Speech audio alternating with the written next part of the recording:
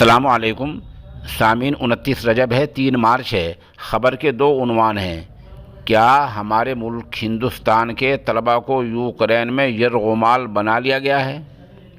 Number 2، روس نے Kharkiv شہر کو بری طرح برباد کر دیا ہے۔ خبر تھوڑی تفصیل سے سنیے۔ یہ کتنے شرم کی بات ہے کہ ہمارے ملک کے طلباء کو یوکرین کے افسران نے خارکیو میں زبردستی روک رکھا ہے۔ ایسی خبر روس کی خبر رساں ایجنسی نے دی ہے۔ بتایا گیا کہ یہ طلباء یوکرین کی سرحد سے نکل کر بولگورود میں جانا چاہتے ہیں۔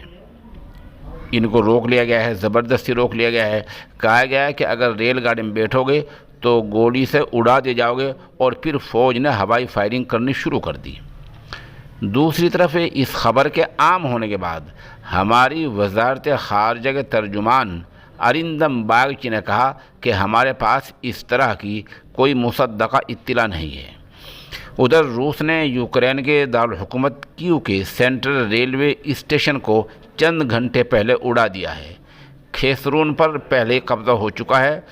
خبر یہ ہے کہ روس یوکرین کی راجدھانی کیو کو آہستہ آہستہ گھیر رہا ہے اور دوسرے شہروں پر اسی طرح آہستہ آہستہ قبضے کرتا جا رہا ہے۔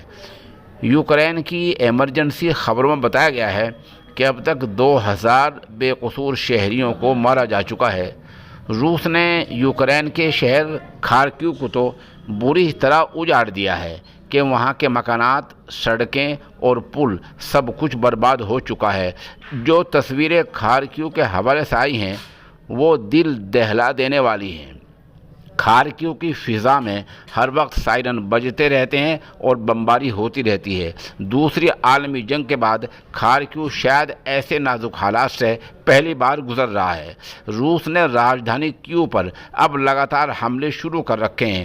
ایک طرف بات چیت کا ماحول بنایا جا رہا ہے اور دوسری طرف یہ قتل و غارت گری جاری ہے۔ خبروں میں بتایا گیا کہ ہمارے ملک ہندوستان نے یوکرین سے اپنے شہریوں کو نکالنے کے لیے بڑے پیمانے پر کوشش شروع کر رکھی ہے۔ بہرحال حالات بہت نازک ہیں۔ آپ ہمارے ساتھ بنے رہیے، جیسا کچھ اپڈیٹ ہوتا رہے گا ہم آپ کو اطلاع دیتے رہیں گے۔